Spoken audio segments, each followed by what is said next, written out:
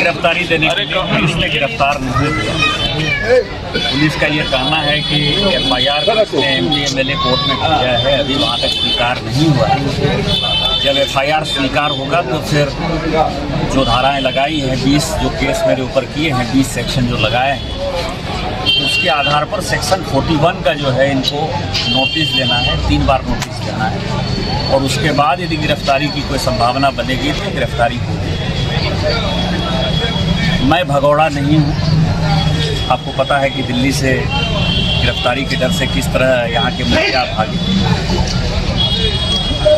मैं यहाँ का सांसद हूँ और यहाँ की जनता ने 4 बार मुझे चुनाव जिताया और चुनाव इसीलिए जिताया है कि मैं उनके लिए संघर्ष करूँ और उनके लिए मैं तभी संघर्ष कर पाऊँगा जब मैं कानून का पालन करता हूँ। ये 51वां केस है मेरे ऊपर, मेरी पत्नी के ऊपर। इस केस में भी आपको पता है कि मेरा बड़ा बेटा जो है वो भी संलिप्त है, उसके ऊपर भी एफआईआर है। मेरे भाई के ऊपर, पिताजी माताजी के ऊपर। तो इस केस से मैं दुखी हूँ और मुझे अब लगता है कि जितना केस प्रशासन जितने केस करेगा उतनी बार मैं गिरफ्तारी देने के लिए आऊँगा और कानून में यदि कोई प्रावधान है तो पुलिस मुझे गिरफ्तार करे। यदि मैंने कोई गलती की है तो पुलिस मुझे गिरफ्तार करे। लेकिन इस बीच में मैं आपको एक और जानकारी दे दूँ कि सांसद हूँ तो कानून ने कुछ सुरक्षा दी हुई है। संविधान की धारा 105 के अंतर्गत मेरे पास प्रिविलेज का जो अधिकार है, मेरे पास बोलने का जो अधिकार है, उसमें मैंने यहाँ के चीफ सेक्रेटरी के ऊपर, यहाँ के डीजीपी के ऊपर, यहाँ के डीसी के ऊपर और यहाँ के एसपी कम डीआईजी के ऊपर एफआईआर हमने प्रिविलेज किया है। इस एफआईआर के खिलाफ उस प्रिविलेज की सुनवाई पार्लियामेंट अभी चल रहा है, सोमवार को होगी और उसके बाद अब इन लोगों को दिल्ली में ही पूछा जाएगा कि किस आधार पर आप ये समझिए कि मैं गौ तस्कर को पकड़ता हूँ, गौ तस्कर से एफआईआर हो जाता है मेरे। कानून ये कहता है कि गाय यहाँ से नहीं ले जा सकती। मैं सुरक्षा कमेटी का इंचार्ज हूँ, ट्रैफिक जो एडवाइजरी कमेटी है, सुरक्षा सड़क सुरक्षा कमेटी, उसका भारत के संविधान ने मुझे दिया हुआ है अधिकार। आरएसएस के जो है विभाग प्रचारक पकड़ाते हैं, मैं उनको बचाने के लिए जाता हूँ, मेरे ऊपर एफआईआर हो जाता है।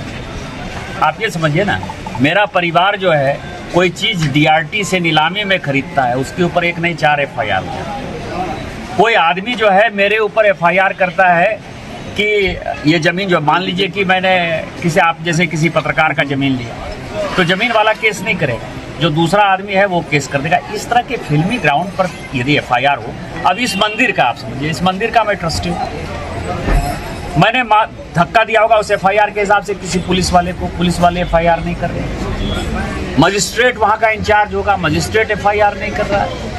एक आम आदमी जिसको कि कोई जजमान नहीं है, इलीगल आदमी है, वो गर्भगृह में घुसा हुआ अवैध आदमी, पंडा धर्मरक्षिणी का वो पदाधिकारी भी नहीं, और उसके आधार पर आप एक अवैध आदमी के आधार पर मेरे ऊपर एफआईआर कर देते हैं। यदि वो कहता है तीर्थ पुरोहित है तो मैं भी तीर्थ पुरोहित हूँ। तीर्थ पुरोहित यहाँ ऐसे बनता है जैसे कानकुब्ज, जैसे ऐसा नहीं है कि कोई पंडा मतलब कि मैथिल ब्राह्मण यहाँ के पंडा होंगे, यहाँ के कानकुब्ज भी पंडा है, तो मैं कानकुब्ज हूँ, वो भी पंडा है। यहाँ जो गवाली पूजा में चंदा देता है वो तीर्थ पुरोहित है। 3 साल जो किया वो पंडा धर्मरक्षिणी का वोटर है।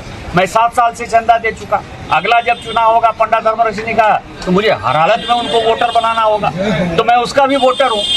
आप ये समझिए किस आधार पर आप जो है मेरे में और एफआईआर करता में क्या है। दूसरा कहता है कि धार्मिक भावना भड़काया, धार्मिक भावना भड़काया, वो भी हिंदू मैं भी हिंदू, वो भी ब्राह्मण मैं भी ब्राह्मण। इरफान अंसारी यहाँ पूजा करेगा कोई दिक्कत नहीं है, वो पूजा करेंगे जाके अंदर, कोई परेशानी नहीं है, कोई धार्मिक भावना। लेकिन हिंदू यदि कांवर यात्रा लेकर आएगा, मनोज तिवारी 110 किलोमीटर कांवर यात्रा लेकर आएगा, वो धार्मिक भावना भड़का देगा। ये किस तरह की व्यवस्था है, किस तरह का एफआईआर है भैया। इसीलिए मैं आया और जब भी मुझे कानून बुलाएगी, जब भी पुलिस स्टेशन में मुझे बुलाया जाएगा, थाना बुलाया जाएगा, जब भी सेक्शन 41 का नोटिस मिलेगा, मैं यहाँ आऊँगा और बजाते आऊँगा। और इन लोगों से मैं जमीन पर सड़क से लेकर संसद तक जिसको करते थे, सड़क से संसद तक मैं लड़ाई करते रहूंगा और इस सरकार को समूल उखाड़ फेंकूंगा।